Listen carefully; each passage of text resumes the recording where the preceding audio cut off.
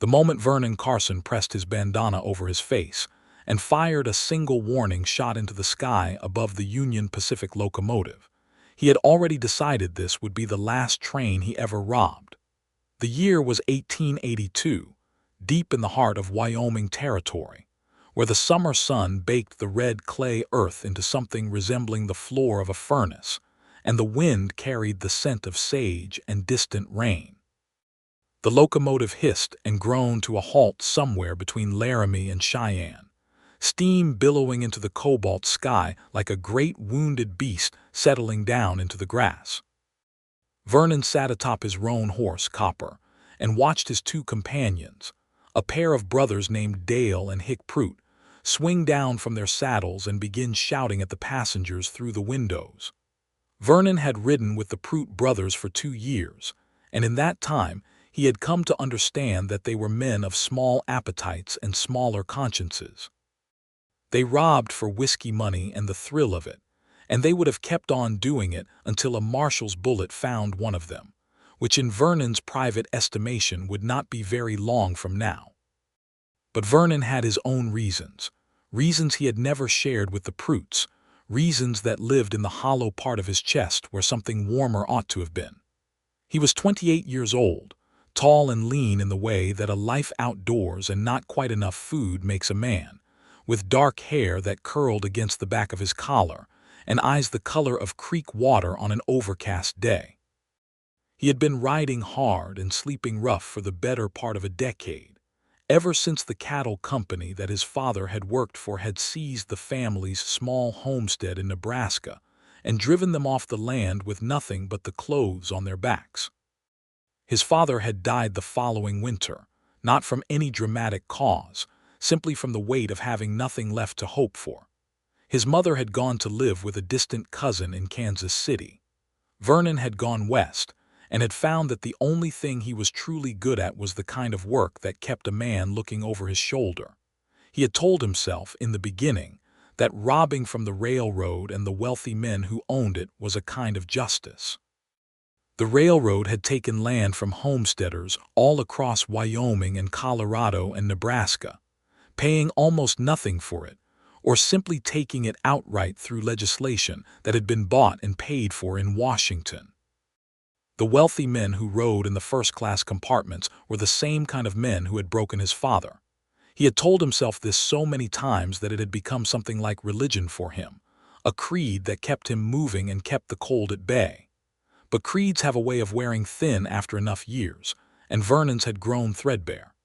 Dale Prout came jogging back to him with a canvas sack that clinked heavily with coin and bulged with wallets and jewelry. He was grinning through a gap-toothed smile, his eyes bright and wild. "Clean haul," Dale said. "Better than Casper, I reckon." "How much did you take from the coach car?" Vernon asked. "Every last thing," Dale said, sounding pleased with himself. Vernon turned Copper and rode down the length of the train to the rear passenger cars, the ones behind first class where the ordinary people sat. He looked through the windows as he passed and saw a woman clutching a baby to her chest, her face white with fear. He saw an old man in worn overalls pressing himself against the seat back with his hands raised, though Dale and Hick had already passed through. He saw a young family, a father and mother and 3 small children, the father's face a map of exhaustion and defeated pride. He knew those faces. He had grown up wearing them. He pulled Copper around and rode back to Dale. "Give me the bag," he said. Dale blinked. "What for?" "I want to count it out before we split," Vernon said, which was not the truth but was close enough to it that Dale handed the bag over without further argument. They rode hard for 2 hours, up into the foothills where a dry creek bed gave them cover, and when the Prouts made camp and started building a fire, Vernon sat apart from them with the bag across his knees and began to sort through it. He separated the jewelry from the cash, the paper notes from the coin, and when he was done, he looked at what was there for a long moment. Then he put Dale's share and Hick's share back in the bag and handed it to Dale. "That's your cut and Hick's," he said. "I am riding out." Dale looked at him with narrow eyes. "You are riding out tonight." "Tonight," Vernon said. "What about your share?" I have other plans for it. He rode through the night with his saddlebags heavy and his conscience lighter than it had been in years, though he would not have called what he felt exactly light. It was more like the feeling of a man who has finally stopped doing a thing he knew all along he should not be doing, which is a particular kind of relief that comes with its own brand of ache. He knew where he was going. He had been thinking about it for weeks, maybe longer. There was a stretch of land south of a small town called Harlow Creek, a loose collection of homesteader families who had been fighting eviction notices from the Consolidated Land and Cattle Company for the better part of a year. He had read about them in a newspaper he had found in a saloon in Rawlins, a small article buried in the back pages beneath advertisements for patent medicine and harness makers. The article had described a community of perhaps a dozen families who had settled the land under the Homestead Act, built their homes and fences, and planted their crops, only to have the land company claim prior title through a series of legal maneuvers that most of the settlers did not have the money or the education to contest. He had thought about that article for a long time. Now he rode south.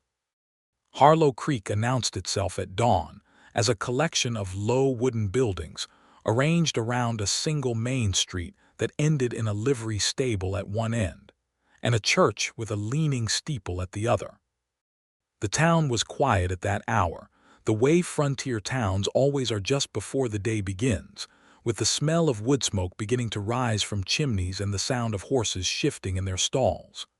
Vernon rode in slowly, not wanting to startle anyone, and tied Copper at the post outside the general store just as a woman came out through the door with a broom in her hand. She stopped when she saw him. He tipped his hat. She did not smile. She was perhaps 24 or 25, with dark auburn hair pinned up under a plain bonnet that she had pushed back off her forehead in the early morning heat. Her eyes were a shade of green that made him think of prairie grass after rain, and her face was the kind that would have been described in the penny novels as handsome rather than pretty, with strong bones and a direct gaze that suggested she had not had the luxury of uncertainty for quite some time. She wore a work dress that had been mended carefully in several places, and her hands on the broom handle were capable and calloused. "Store is not open yet," she said. "I am not here to buy anything," Vernon said. She studied him with frank appraisal that told him she had learned to read strangers quickly and did not much enjoy surprises. "Then what are you here for?" "I am looking for the homesteaders," he said, "the ones fighting the land company." Her expression shifted just barely, just enough for him to see that the subject touched something raw in her. "Why?" she asked. "I have something for them," he said. She looked at his saddlebags, then back at his face. Whatever she saw there must not have alarmed her enough to drive her back inside, because she leaned her broom against the door frame and crossed her arms. "You had better come inside," she said. "My father owns this store. He knows all those families." Her name was Etta Hurst. He found this out when her father, a stout, weathered man of perhaps 50 named Jonas Hurst, came down the stairs from the back room rubbing sleep from his eyes and found a stranger sitting at the counter while his daughter made coffee. Jonas Hurst looked at Vernon with the expression of a man who has learned through hard experience that strangers sitting at his counter before sunrise are rarely bearing good news. "This is Vernon Carson," Etta said, and said it with a kind of neutrality that suggested she was withholding judgment rather than extending welcome. "He says he has something for the Caldwell families." Jonas Hurst looked at him. "What is it you have?" Vernon opened his saddlebag on the counter and set down the money. He had spent the ride counting and recounting it, trying to work out the right number. He had kept nothing for himself except enough for a few weeks of supplies. Everything else was here in neat bundles of bills and coin, more money than most of these families would see in 2 or 3 years of working their land. Jonas Hurst stared at it. His mouth opened and then closed again. "Where did this come from?" Etta asked. Her voice was careful and even. Vernon looked at her. "Does it matter?" "It matters a great deal," she said. He respected that. He did not respect people who were willing to take things without asking the hard questions first. "I took it from people who could afford to lose it," he said, "and I am giving it to people who cannot afford not to have it." The silence in the store was the kind that has weight to it.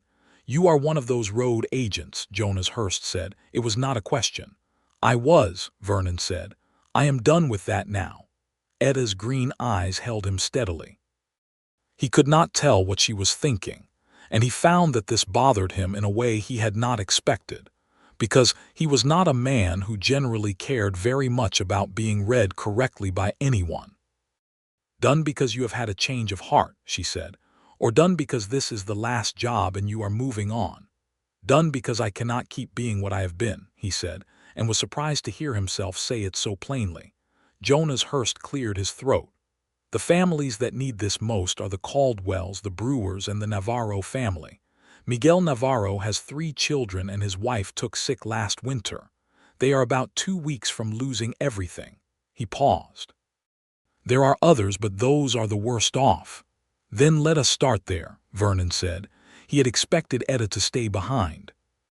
He had expected that she would have her doubts, that she would keep her distance and let her father handle the stranger with the questionable money.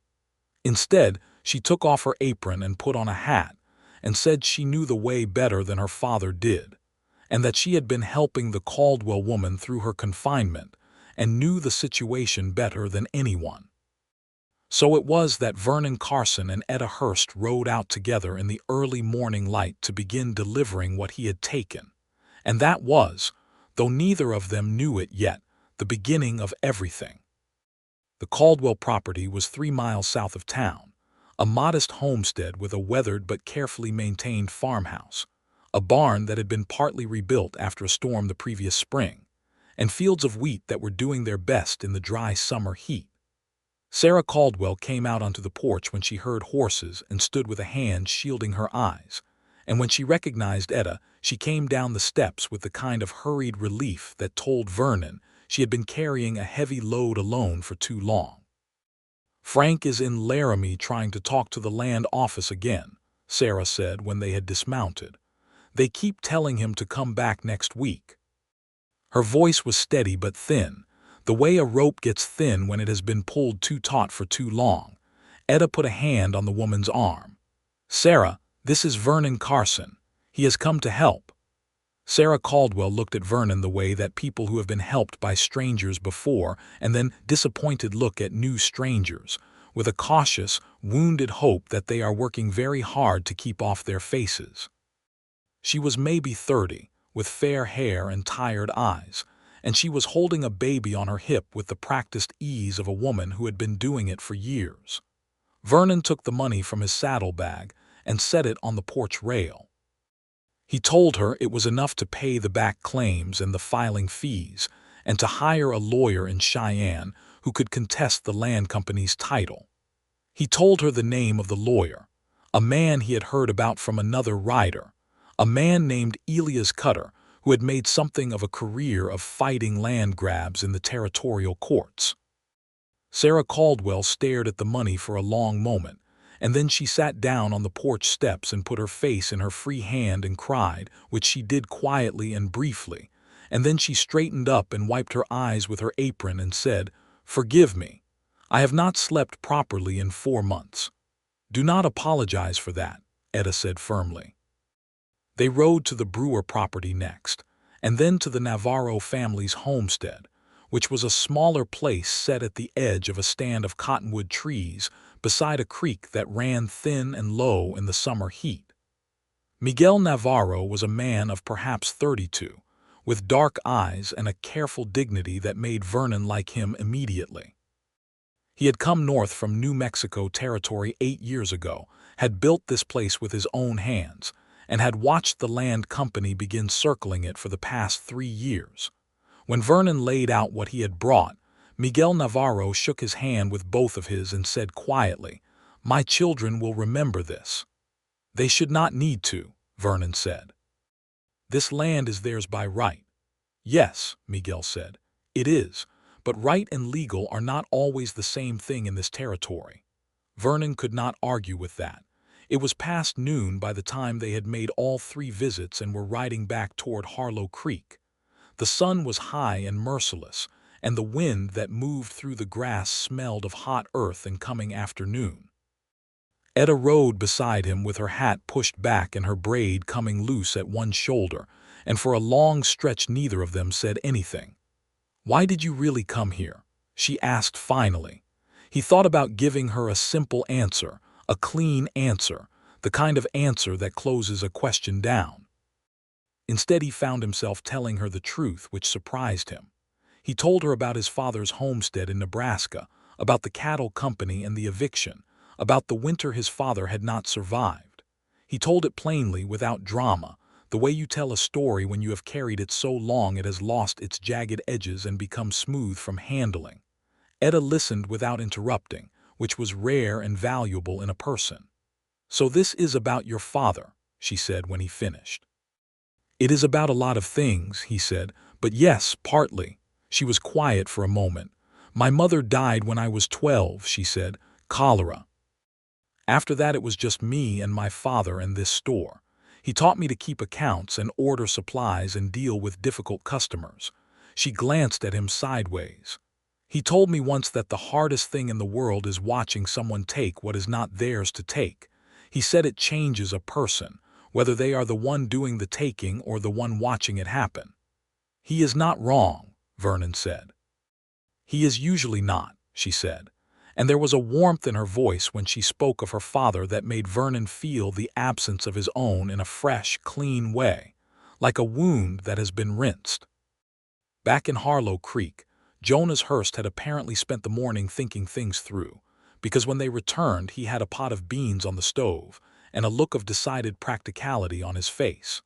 He told Vernon that the families were going to need more than just the immediate money, that they were going to need the lawyer hired and the court documents filed properly, and someone to make the journey to Cheyenne to ensure everything was done correctly. "Someone meaning me?" Vernon asked. "Someone meaning whoever is willing to do it," Jonas said. "You started this. It would be a shame to leave it half done." Vernon had been thinking about vanishing into the mountains. He had been thinking about it since before the train, a clean disappearance into the high country where there were no Marshalls and no Prout brothers and no past to catch up with a man. He had told himself that once he had delivered the money he would go. He had imagined it clearly, the mountains to the north, the silence, the pine-scented air, the particular freedom of having no obligations to anyone. He looked at Etta, who was ladling beans into a bowl and not looking at him, though he had the clear impression that she was listening very carefully. "I will stay through the week," he said. He stayed through 2 weeks and then through a third. The town of Harlow Creek was small enough that a stranger attracted attention, and large enough that a useful stranger could eventually find a place in the daily commerce of things. Vernon began by helping Jonas move a delivery of flour and sugar that arrived by wagon from Laramie, and from that drifted naturally into a series of tasks that needed doing around the store and the adjacent property. He was good with his hands, and he worked without needing to be directed, which Jonas Hurst appreciated deeply. But it was the evenings that Vernon found himself thinking about when he lay in the small room above the livery stable, where he had arranged to board. After supper at the Hurst table, which Jonas had extended an invitation to that first evening, and which had become a quiet habit by the end of the first week, Etta would bring out her account books and work at the table while her father read or repaired harness leather, and sometimes she and Vernon would talk across the table while she worked, and those conversations had a quality to them that he could not quite name. She was not soft, not in the way that some women were soft with men, accommodating and careful. She was direct and sometimes blunt, and she had opinions about things that she expressed without apology. She thought that the Homestead Act was fundamentally good, but had been corrupted by men with money and influence. She thought that the territorial government was largely captured by the cattle and railroad interests, and that ordinary people had very little recourse through normal legal channels. She had read widely, more widely than he had expected, borrowing books from a schoolteacher in town named Mrs. Farrow, and she had thought carefully about what she had read. Vernon found himself looking forward to those evenings, with an intensity that he tried to treat as something casual and manageable, and failed. One evening in the third week, Jonas had gone to bed early with a headache, and Vernon and Etta sat alone at the table with the lamp burning between them. She was correcting an error in the accounts and he was oiling a saddle strap, and the silence was of the comfortable kind that only exists between people who have somehow, without quite arranging it, become easy with each other. "What will you do?" she asked, not looking up from her book, "when this is finished?" "When what is finished?" "When the Caldwells and the Navarros and the Brewers are settled. When the lawyer has done his work and the land company has been contested." She looked up then. "What happens to Vernon Carson after that?" He set down the saddle strap. "I told myself I would go into the mountains," he said. "The mountains," she repeated as if she were testing the word for weight. "North, high country. There is enough wilderness up there that a man could disappear for good if he had a mind to." "And do you have a mind to?" she asked. Her voice was even, but there was something in it, something carefully held in reserve. "I did," he said, "before I came here." The lamp flame moved between them in a small draft from the window, and for a moment the shadows shifted across her face. "Before you came here," she said slowly. "Things look different now," he said. He was not a man who spoke easily about interior things, about the private weather of his feelings, and he was aware of the clumsiness of what he was attempting. But he kept on, because some things are worth the clumsiness. "You look different to me, which is to say, everything else looks different because of you." She looked at him for a long moment with those direct green eyes, and he held her gaze and did not look away, because he figured if he was going to say a thing he should be willing to have it received in whatever manner she chose to receive it. "Vernon," she said quietly, "I have not let myself think about you in that way. I have been very deliberate about not doing that." "I know," he said, "because you are a man who robs trains," she said, but there was no cruelty in it, only honesty. "I was," he said. "I gave you the same answer before, and I mean it the same way now." "I know that too," she said. She looked down at her accounts and then back up. "I do not know what to do with you, Vernon Carson." "You do not have to do anything with me," he said. "I am not asking for anything." "Yes, you are," she said. "You are sitting there asking for something with everything you are not saying." He almost smiled at that. "You are very perceptive."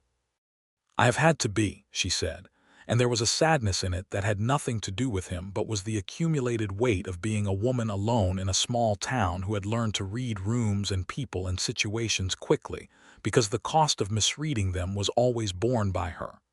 "Then let me say it plainly," he said. "I would like to stay. I would like to know you better. I would like, if it is something you are willing to consider, to give you a reason to want that too." Etta looked at him for what felt like a very long time. The lamp burned steady between them. Outside, a night bird called once and was quiet. "I will consider it," she said finally. And then she went back to her accounts. But she was smiling, just slightly, in a way she was clearly trying to prevent, and Vernon picked up the saddle strap and went back to oiling it with the private, luminous feeling of a man who has been given, not a yes, but the possibility of one, which is its own kind of gift. The following weeks brought the kind of ordinary industry that Vernon had not experienced in years. He worked alongside Jonas at the store during the days, helped Frank Caldwell repair a section of fence that had collapsed after a summer storm, and made the trip to Cheyenne with Miguel Navarro to meet with Elias Cutter, the lawyer. Elias Cutter was a lean, sharp-eyed man of 40 who wore a good suit and kept an office that was stacked floor to ceiling with papers and legal volumes. He listened to the situation with frank attention and said that he had seen this kind of thing before. The Consolidated Land and Cattle Company using bogus prior title claims and legal delay tactics to wear down homesteaders who lacked the resources to fight back properly. He said that, with the money Vernon had provided, he could file the necessary challenges, and that he believed the homesteaders had a strong case, particularly the Navarros, whose original filing under the Homestead Act had been completed correctly and on time. "It will take several months," Cutter said. These things always do. The land company will use every delay they are entitled to, but I have won these cases before, and I intend to win this one." Miguel Navarro shook the man's hand and said, "My children will not grow up landless. I have promised them that."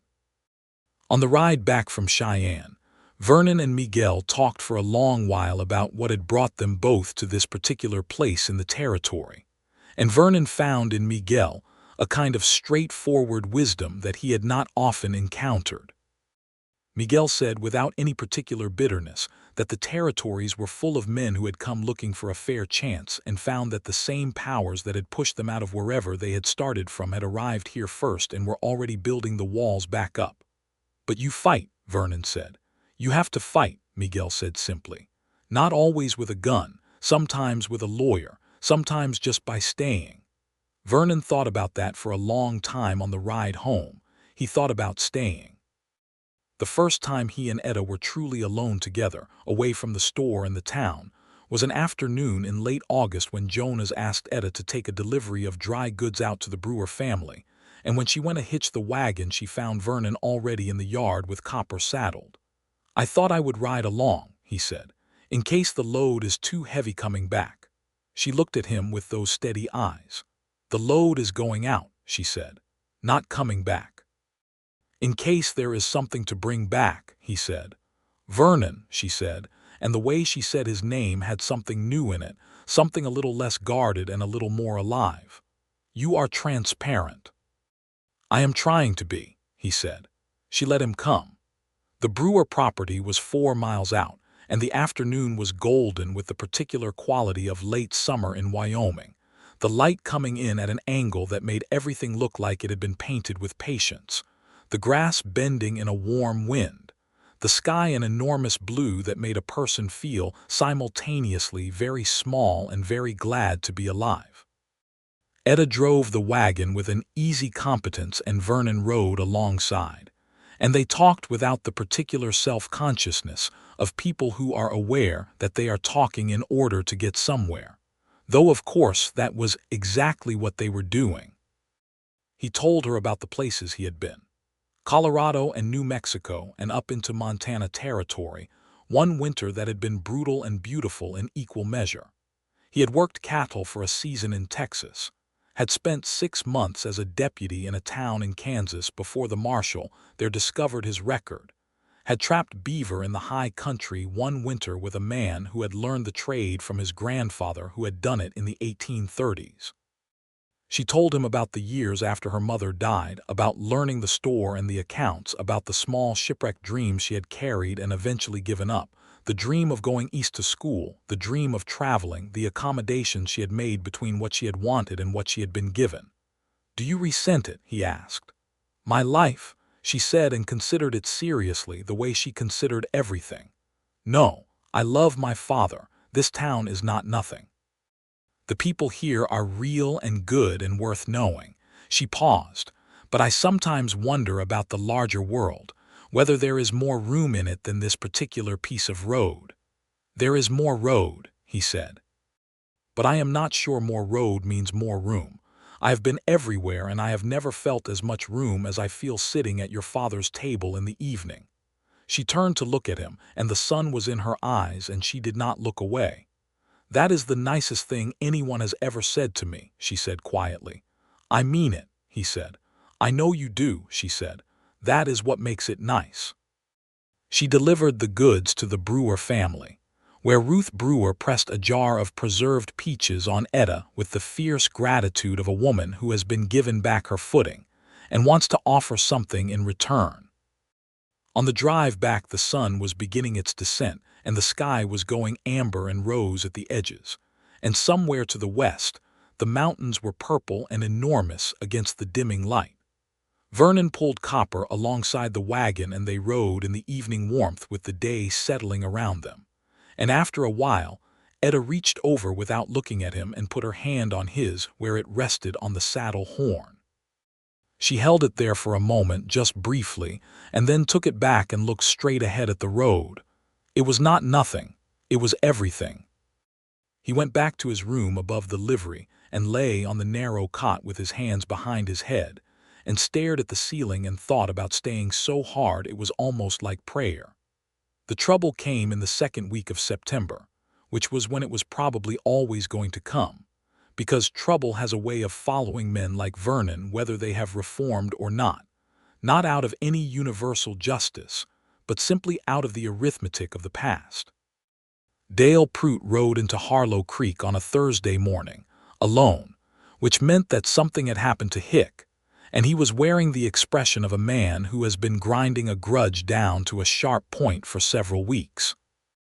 Vernon saw him from the store doorway before Dale saw him, and he felt the particular cold clarity that comes with recognizing trouble before it declares itself, the internal settling that happens when a man understands that the next few minutes are going to determine a great deal. He stepped out into the street and waited. Dale pulled up his horse and looked down at him. "You kept your share," Dale said. "I thought about it after you left and I figured out you kept it all." "I gave it away," Vernon said. Dale blinked. "You gave it away. Every cent to the homesteaders here." The range of emotions that crossed Dale Prout's face over the next several seconds was genuinely something to observe. Disbelief, then fury, then something that might have been incredulity at the fundamental peculiarity of what he was hearing. "You gave away the money," Dale said slowly. "Yes," Vernon said. "You robbed a train and then gave all the money to farmers."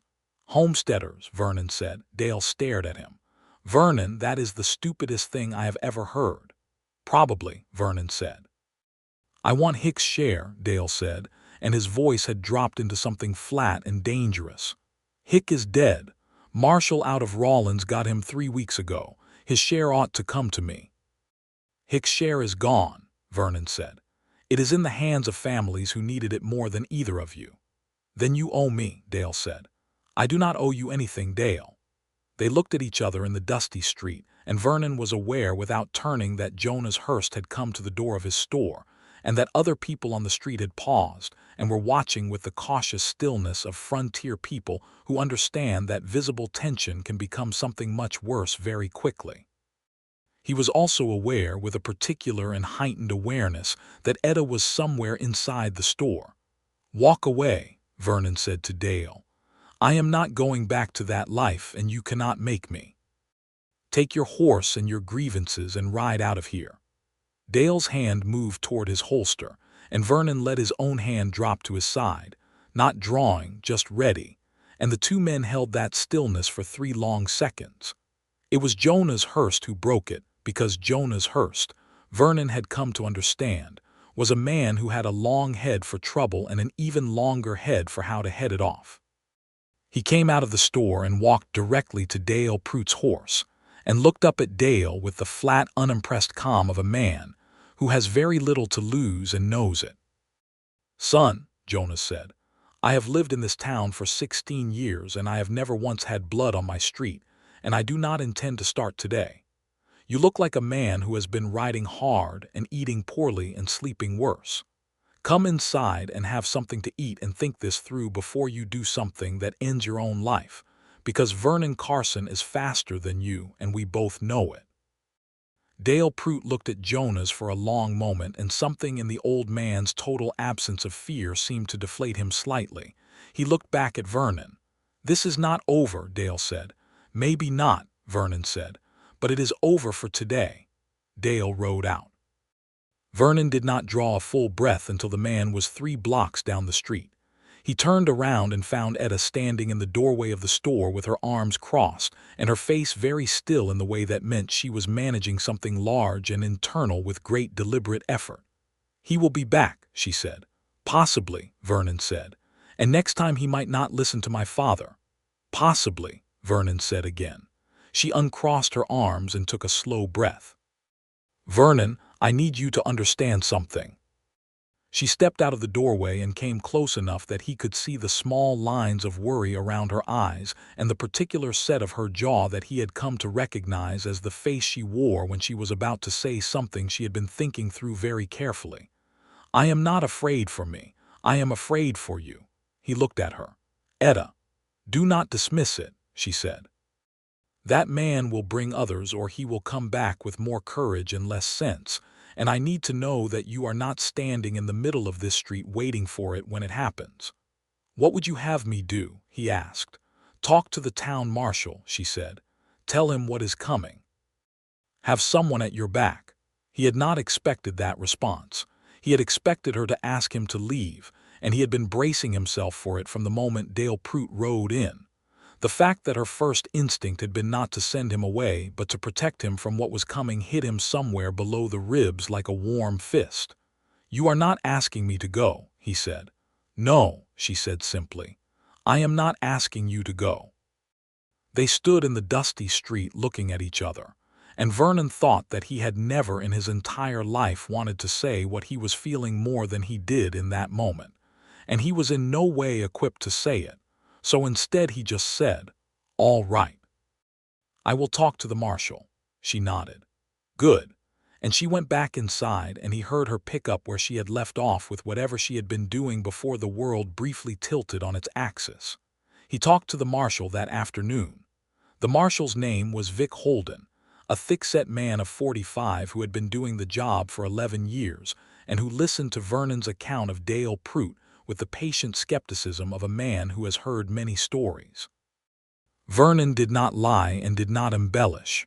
He told the marshal what he was, what he had been, and what had happened. He said that he expected trouble from a former associate and that he wanted it on record. Marshal Holden looked at him for a long time. "You are the one who gave money to the Homesteaders," he said. "Yes," Vernon said. "The Caldwells told me about it," Holden said. "Did not say where the money came from, but I had suspicions." He leaned back in his chair. "I ought to lock you up right now." "Yes," Vernon said. "You probably ought to." "But I am not going to," Holden said. "Because Frank Caldwell told me that lawyer in Cheyenne has already got the land company's claim set aside on the Navarro property, and they are contesting the rest. And because Miguel Navarro's children have shoes now. And because in 16 years I have never seen anything come through this town that benefited these people more than whatever you did." He leaned forward. "But I want you to understand that you are on a very short length of rope, Vernon Carson, and the moment you are more trouble than you are worth, that rope ends." "Understood," Vernon said. "Now tell me about this Prout character," Holden said, and took out a notebook. Dale Prout did come back, though it was not quite in the manner any of them had expected. He came back 10 days later with a single other rider, a man Vernon did not recognize, and he was drunk enough by mid-afternoon that the venture had already undermined itself before he made it to the end of the main street. Marshal Holden had been watching for him, and when Dale rode in Holden, had 2 of his deputies already positioned, and the whole thing resolved itself in the space of about 4 minutes with Dale Prout in handcuffs, and the other rider having decided very quickly that the odds had shifted and departed at considerable speed back the way he had come. Vernon stood on the porch of the store and watched it happen and felt something in his chest release itself, something that had been knotted up there since the day on the street, and it released slowly, the way knots do when you work them patiently with careful hands. Etta came to stand beside him on the porch, close enough that her shoulder was almost touching his arm. "It is done," he said. "Most of it," she said. "There may be others." "There may," he said, "but probably not. The life I led was not one with a great deal of loyalty in it." "That sounds lonely," she said. "It was," he said. He turned to look at her. The afternoon light was in her hair and in her eyes and all along the line of her face, and she looked back at him with the particular expression she had worn on several occasions recently that he had been choosing not to name because naming it felt presumptuous. "Etta." "Vernon," she said. "I am going to stay," he said. "If that is something you want. If it is not, I will go into the mountains like I planned, and I will carry you with me quietly and not trouble you about it. But if there is any chance at all that you want me here, I want you to know that I intend to be someone worth wanting." Etta was quiet for a moment.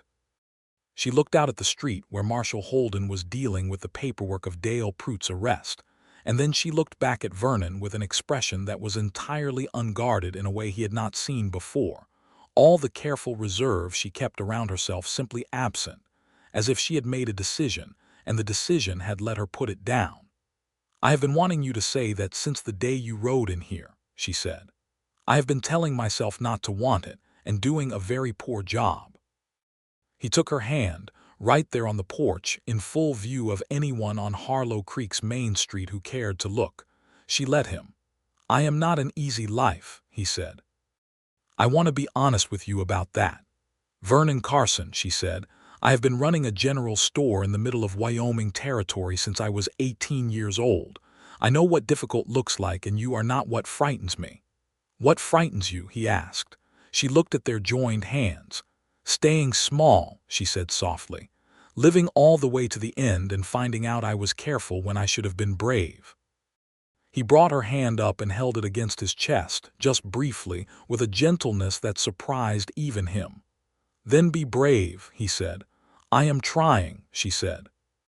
And then she laughed quietly, because laughter is sometimes the only reasonable response to the enormous and terrifying thing of being in love, and he heard in it something clear and real and wholly hers.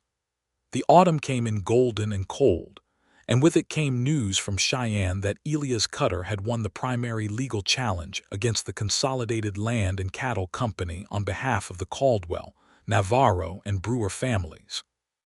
The land company had filed an appeal, as was expected, but Cutter wrote to Jonas Hurst to say that the appeals court judge was known to be skeptical of corporate land seizures, and that he was confident of the outcome.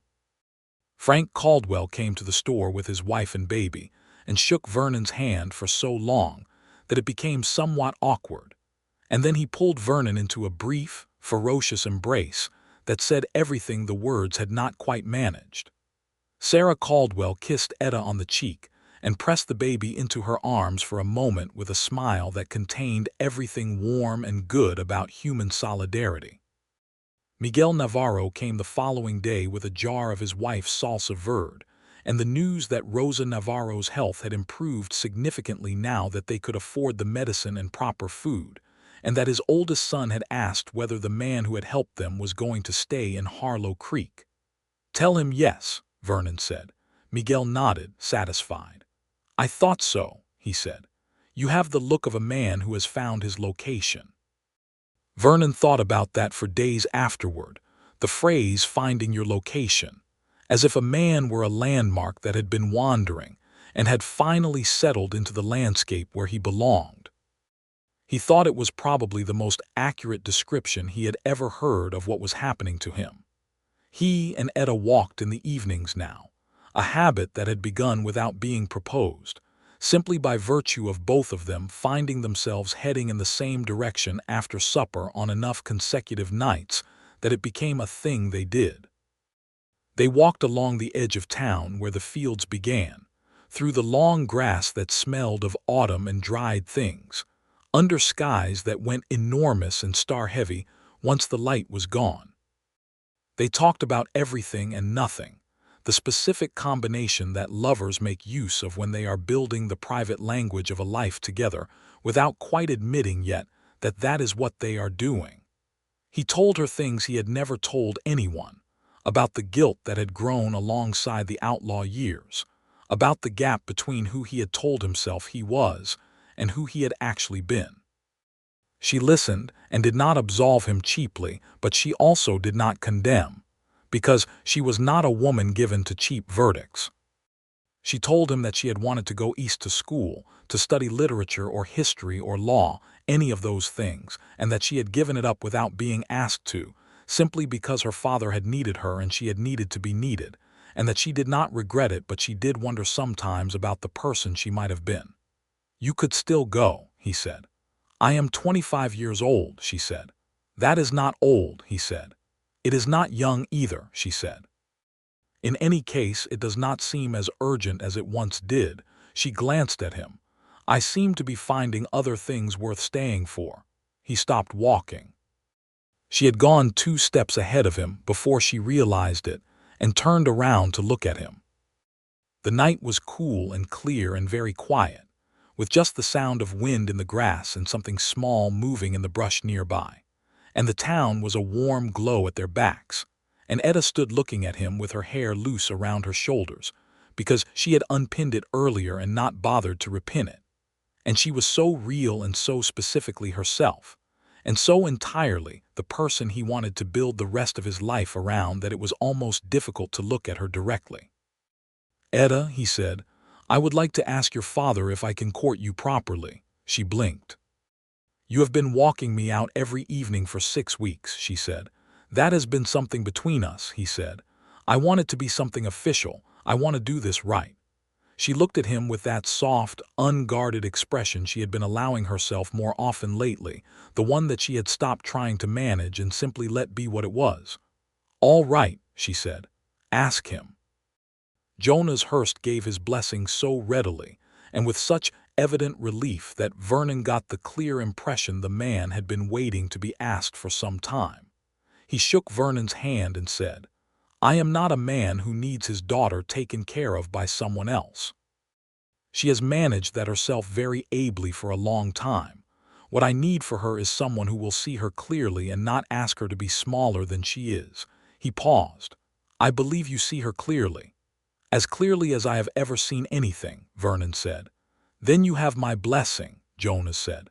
The courtship made official was not very different from what had been happening already, which is perhaps the best sign of a courtship.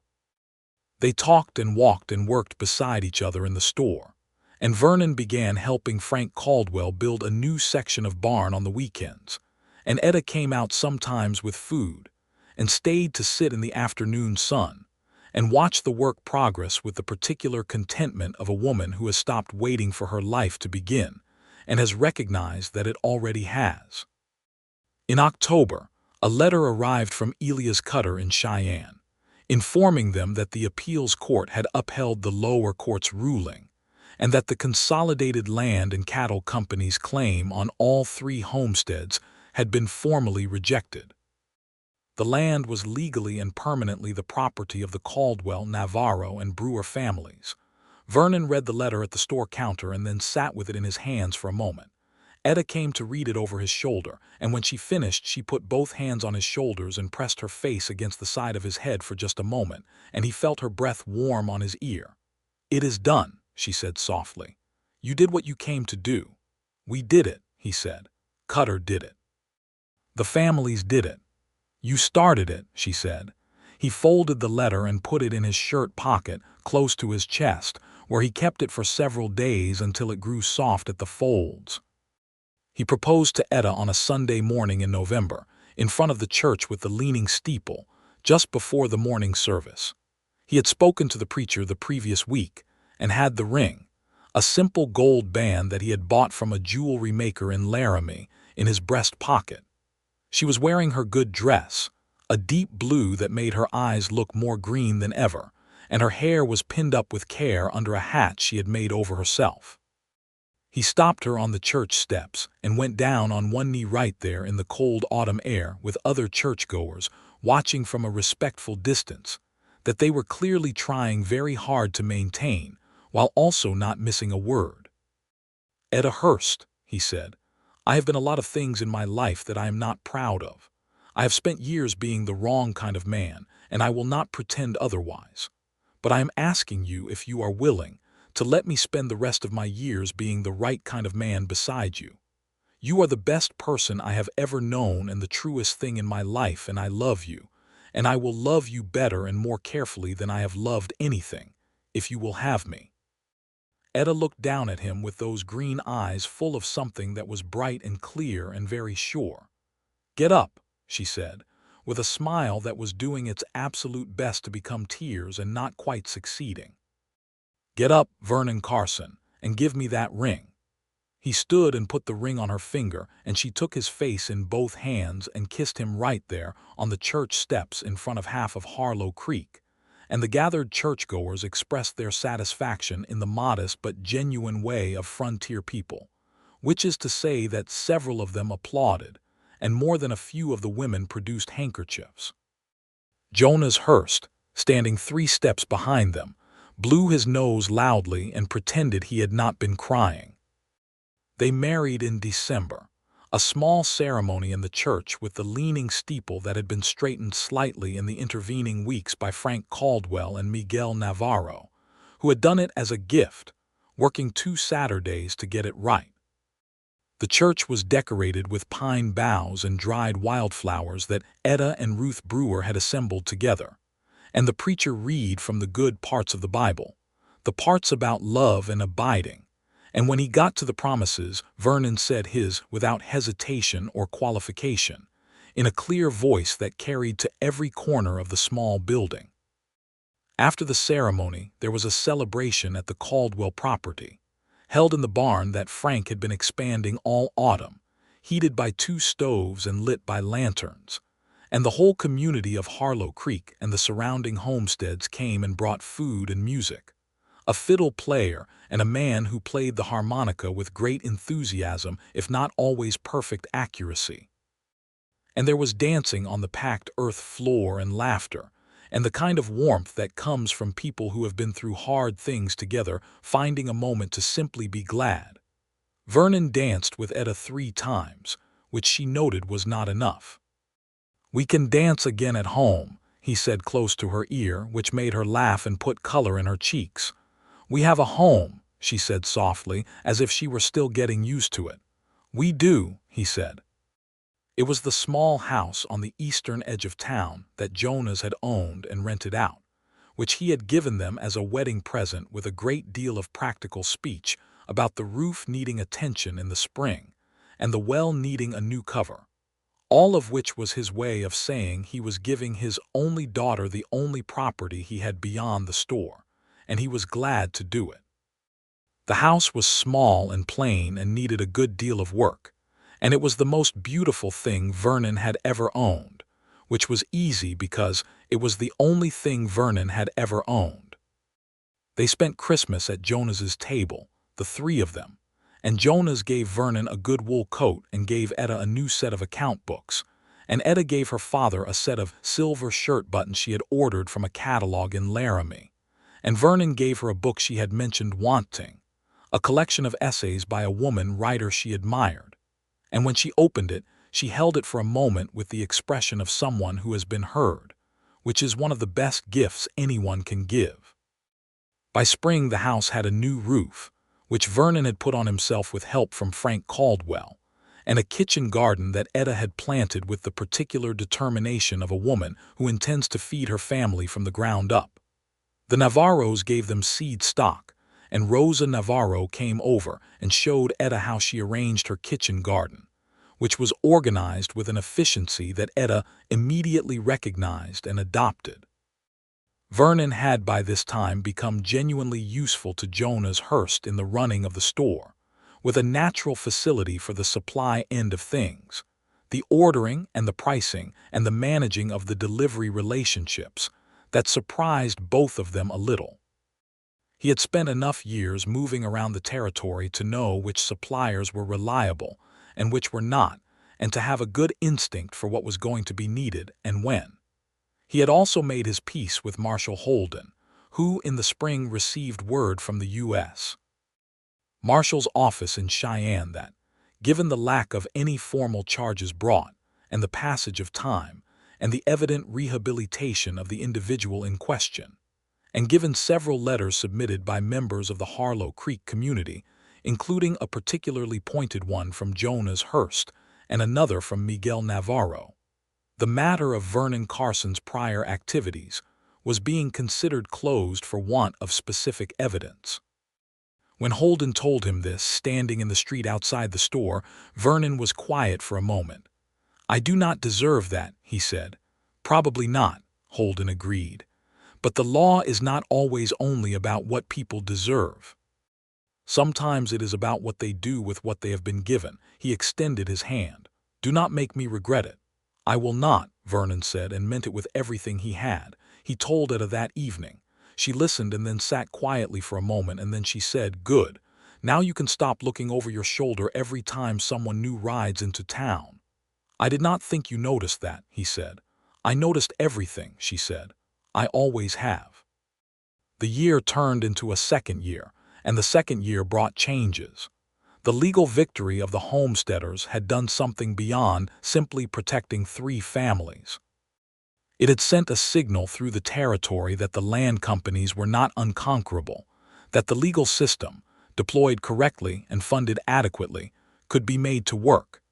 Elias Cutter wrote to Jonas to say that he had taken on 2 more cases in similar circumstances, and that he had heard about a network of families in Colorado Territory who were organizing a similar challenge.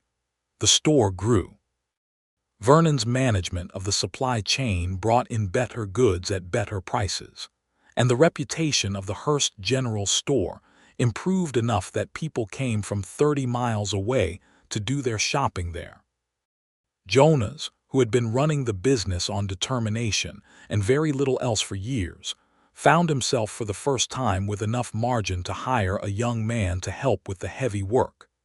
In the late summer of the 2nd year, Etta told Vernon in the evening after supper, with a plainness that he recognized as her particular kind of profound statement, that she believed she was expecting a child. He sat with this for a moment that stretched longer than perhaps it should have, not from surprise exactly but from the weight of it, the specific gravity of understanding that the thing you are building with another person has become larger than just the 2 of you. "Are you all right?" she asked, watching him. "I am more than all right," he said. "I am trying to understand how I became someone who deserves this." She reached across the table and took his hand. "You are not someone who deserves it because you earned it," she said. "You are someone who deserves it because you are here and you are real and you are mine. That is all deserving ever is." He turned his hand under hers and held it. "I am going to be a father," he said quietly, as if he needed to hear it out loud. "You are going to be a good one," she said. "How can you be sure?" "Because I know you," she said.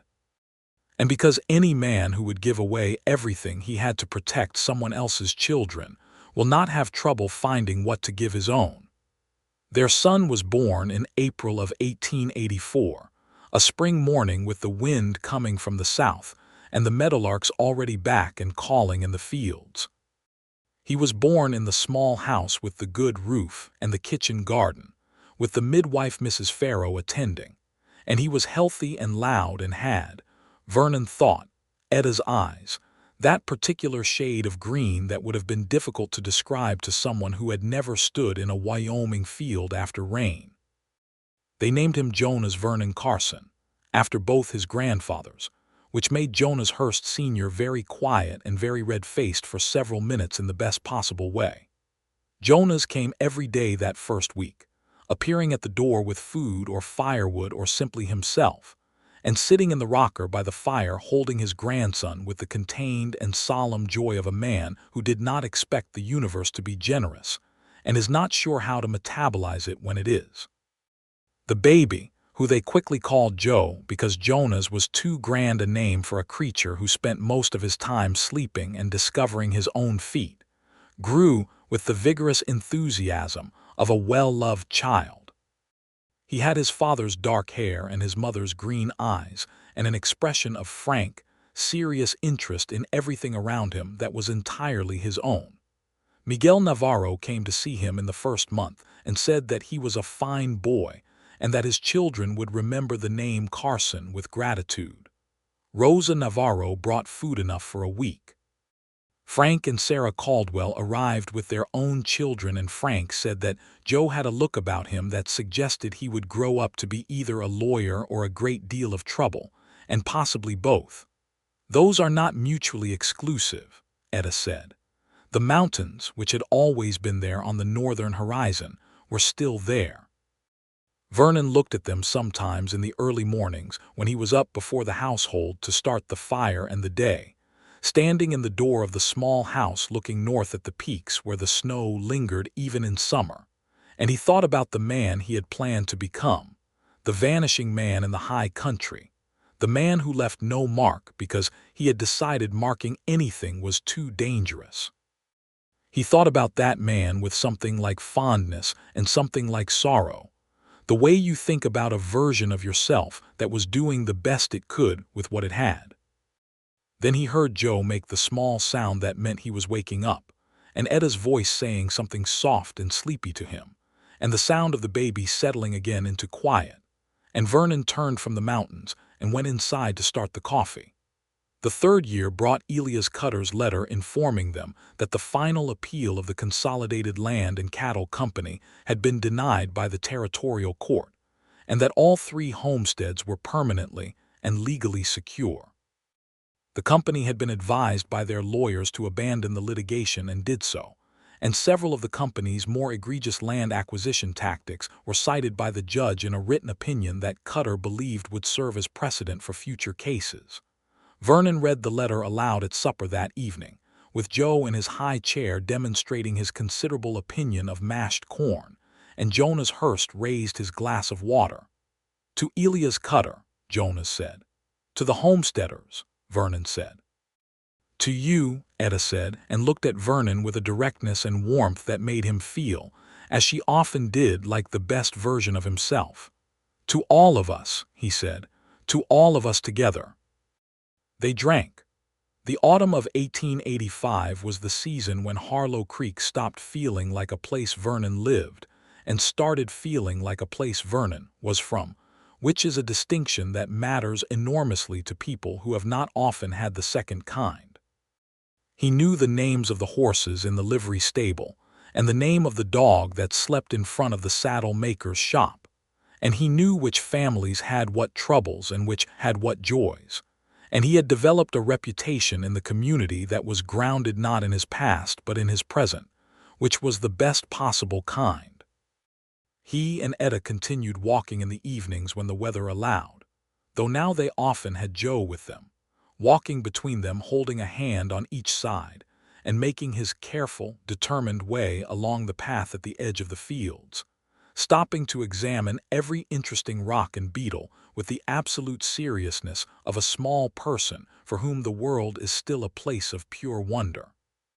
One evening in that golden autumn they stopped at the top of the small rise that looked north and west toward the mountains, which were going purple and gray in the last of the light, and Vernon stood with Joe on his shoulders and Etta beside him with her arm through his, and the whole of what his life had become was present in that moment with a fullness that was almost more than a person could hold. "You never went," Etta said. "Went where?" he said, though he knew. "The mountains," she said. "You always said you were going to vanish into the mountains." "I know," he said. "Do you regret it?" she asked. Not as a challenge, simply as one of those questions that a woman who loves a man will ask because she wants to know the real answer, not the comfortable one. He looked at the mountains for a long moment. Joe grabbed at his hair with the cheerful purposefulness of a 1.5-year-old who has discovered levers. "I found something better than vanishing," he said. "What is that?" she asked. "Arriving," he said. "I found the place I was always supposed to arrive at. It just took me a while to get here." She leaned her head against his shoulder, and they stood there in the evening light with the mountains in front of them and the town warm at their backs and the child between them. And for a long, quiet moment, the world was exactly what it ought to be. The spring of 1886 brought rain enough to make the farmers genuinely cheerful, which in Vernon's observation was a rarer event than it ought to be, and it brought another piece of news, this one delivered by Etta at the breakfast table with the same characteristic plainness she had used before. "Joe is going to have a brother or a sister," she said. Joe, who was now nearly 2 and had developed a strong preference for being consulted on all important family matters, looked up from his porridge with an expression of concentrated deliberation and said, with great effort, "Baby." "That is exactly right," Etta said. "Baby." Joe appeared to consider this development and then returned to his porridge, evidently having decided it was acceptable. Vernon leaned across the table and kissed her. "Good morning," she said, smiling. "The best kind," he said. This pregnancy moved differently, and Etta said she thought it was a girl, with the confidence of a woman who believes she has certain information on the matter. She was correct, as she was correct about most things. The baby arrived in November, a healthy and opinionated girl who announced her presence to the entire town and was not going to be quieted about it until she was good and ready. They named her Clara, after Vernon's mother, whose name he had carried with him through all the years without anyone to give it to. Clara Carson came into the world in the same house, under the same roof that Vernon had repaired, and she had dark hair like her father, and a general air of decisive determination that she appeared to have manufactured herself, owing nothing to either parent in particular. Joe was cautious about Clara for approximately 3 days, and then decided she was interesting enough to warrant his full attention. And from that point on, he was her shadow and her protector with a seriousness that made the adults laugh, and the baby regard him with the expression of someone who has not asked for protection, but will accept it on certain terms. Jonas Hurst arrived with a rocking horse he had apparently been constructing in secret for the past month in the back room of the store, which he presented to Joe with tremendous solemnity. Joe received it with the kind of speechless joy that transcends language in small children, and rode it for the rest of the day with the focused intensity of a person who has found his calling. Christmas that year was in the small house, which had been expanded at the back over the summer by Vernon and Frank Caldwell to create a proper second bedroom. And Jonas came and stayed 3 days and taught Joe to play checkers on the set that had lived under the store counter since before Etta was born. And Rosa Navarro sent over food that was better than anything else on the table. And the Brewers and Caldwells came on Christmas afternoon, and the house was full of people and warmth, and the particular noise of many children in small spaces. In a quiet moment in the evening, after the guests had gone and the children were in bed and Jonas was asleep in the chair by the fire, Vernon and Etta sat together on the bench by the window with the lamp turned down and the snow that had started falling earlier making the world outside white and quiet. "I think about the man I was when I rode into this town," Vernon said, 4 years ago, before dawn, with blood money in my saddlebags and nothing in my future. "And," she said. "And I cannot quite get from that man to this one," he said. "I cannot follow the whole road, it surprises me still." She turned to look at him. "I can follow it," she said, "every step. Can you?" "The man who rode in before dawn," she said, "had given up on himself but not quite on everyone else. He was a man who could not keep what he had but who could not stop caring what happened to other people with it. That is not a man who is beyond finding his way. That is a man who is already looking for it." She paused. "I saw it that first morning. I could not tell you why, but I saw it." "You saw something in a man who had just robbed a train," he said, amused and grateful. "I saw something in the man who gave the money away afterward," she said. "That is a different thing entirely." He put his arm around her and she leaned against him and they watched the snow fall in the lamplight, and the fire snapped in the hearth, and Jonas Hurst made a small sleeping sound in his chair, and somewhere in the back room Joe and Clara were small and breathing and entirely safe. "Vernon," she said, after a long, comfortable silence, "were you happy this Christmas?" He thought about it, not because he needed time to find the answer, but because it was the kind of question that deserved to be met with the full weight of its own importance. He thought about the rocking horse and the checker set and Rosa Navarro's food and Clara's determined opinions and Joe's solemnity and Jonas's red-faced joy on the day they had named the baby after Vernon's mother and Etta's green eyes across every table they had ever sat at together. "I have never been happier in my life," he said. "Not close." She made a small sound of satisfaction, the particular sound of a person whose question has been answered completely. "Good," she said. "I needed to know that." "Do you doubt it?" he asked. "No," she said, "but I like to hear it anyway." "I love you," he said. "I know," she said. "I love you too, very much." And outside the snow came down on Harlow Creek with the patient, generous consistency of a world that has, on this particular night, nothing but good intentions, covering the main street and the fields and the mountains to the north in white silence, laying a clean new surface over everything that had been there before, and the mountains were still there beneath it, as mountains always are, but tonight they were simply part of the landscape, not a destination, not an escape. Just the beautiful permanent fact of the country that Vernon Carson had finally, at the end of a long and difficult road, decided to call home. The new year came and brought with it the gentle rhythm of a life well made. Joe turned 3 in the spring with the seriousness of someone ascending to high office, and Clara, at 16 months, decided that walking was more interesting than crawling and did so with the vertiginous commitment of someone who has made up their mind and will not be argued out of it.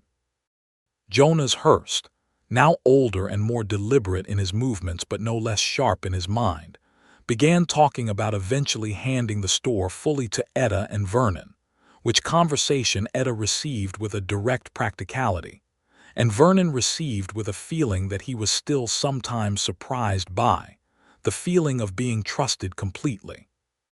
Frank Caldwell stopped by the store one afternoon in the autumn and told Vernon, with the careful understatement of a man who is delivering good news he still does not quite believe himself, that the wheat harvest this year had been the best he had seen in 10 years on the land, and that he had paid off the last of his debts, and that his family was, for the first time since he could remember, entirely solvent. "That lawyer in Cheyenne," Frank said. "Cutter. He is taking on more cases like ours." "I heard," Vernon said. "Somebody ought to be writing it down," Frank said. "What happened here, what you did. People should know it is possible." "Other people did more than me," Vernon said. "You started it," Frank said. "That counts for something." Miguel Navarro's oldest son, Eduardo, who was now 14 and had the same careful dignity as his father, came to the store one afternoon and asked Vernon if he could talk to him about something. They sat on the bench outside, and Eduardo said, with a formality that was clearly the product of careful preparation, that he wanted to be a lawyer when he grew up. That he had been reading about law, that Mrs. Farrow, the schoolteacher, had been lending him books, and that he thought the work of people like Elias Cutter was the most important kind of work a person could do. "My father says you are the reason we still have our land," Eduardo said. "He says you changed everything." "Your father built that homestead," Vernon said. "I just helped make sure no one could take it." "That is what a lawyer does," Eduardo said seriously. Vernon looked at the boy for a moment. "Then you should become a lawyer," he said, "and a good one." Eduardo nodded, satisfied, as if he had needed the confirmation of someone whose judgment he respected. "I intend to," he said, and walked home with the purposeful stride of a person who has settled their future to their satisfaction. Vernon watched him go and felt something in his chest that was warm and quiet, and did not have a name exactly, only the sense of a line running forward. The sense that what had begun with a single, impulsive act of conscience on a dry creek bed in Wyoming Territory had not ended with him, but had continued outward into the lives of people who would carry it further than he could see. He went inside and found Etta at the counter doing the accounts, which she was always doing in the sense that the accounts were always in some state of being done, because a store never stops having accounts. Clara was on her hip, playing with the end of Etta's braid with focused enjoyment, and Joe was on the floor behind the counter doing something constructive with a collection of empty spools that had come out of the sewing notions bin. Vernon leaned on the counter and looked at his family. Etta looked up from the accounts. "What?" she asked. "Nothing," he said. "I just wanted to look at you." She shook her head in the way that meant she was pleased and slightly exasperated simultaneously, which was one of the expressions he loved most on her. Clara looked at him with the direct, interested attention of a child who is deciding whether the person in front of her is more interesting than the braid, and apparently decided he was because she held out both arms toward him. He took her. Joe said from the floor, "Papa, look," and held up a remarkably complicated structure of spools that appeared to be, on some level, a building of significance. "Very good," Vernon said solemnly. "It is a store," Joe said. "A fine store," Vernon said. "Like Grandpa's," Joe said. "Better," Vernon said, "because it has better architecture." He was not entirely sure Joe understood what architecture was, but the word satisfied him because he nodded with complete seriousness and turned back to his construction. Etta was watching him with a soft expression. "What?" he said. "Nothing," she said, the exact echo of what he had said to her a moment ago. He came around the counter and kissed her temple, with Clara between them objecting to being squeezed and Joe providing a running commentary on the structural improvements to his spool building. And Jonas Hurst came in through the back door with firewood and said, "What are you two doing standing around? The flour delivery is due this afternoon." And everything resumed. the ordinary, glorious machinery of a day in a life that was exactly what it was supposed to be. In the evenings, after the children were in bed, Vernon and Etta continued their habit of sitting together at the table in the lamp light. And sometimes they talked about everything, and sometimes they were simply together in the particular companionable silence of two people who have built something real and know it, and are not in any hurry to fill the quiet because the quiet itself is part of what they have built. Sometimes, on clear nights, Vernon went to the door and looked north at the mountains, dark shapes against the sky, and thought about the man who had planned to disappear into them. He felt no longing for it, not anymore, only a kind of distant recognition, the way you feel about a road you did not take, not regret exactly, just the acknowledgement that it was there and you chose differently. He had come to this place to deliver what he had taken and then to disappear. He had delivered what he had taken. He had not disappeared.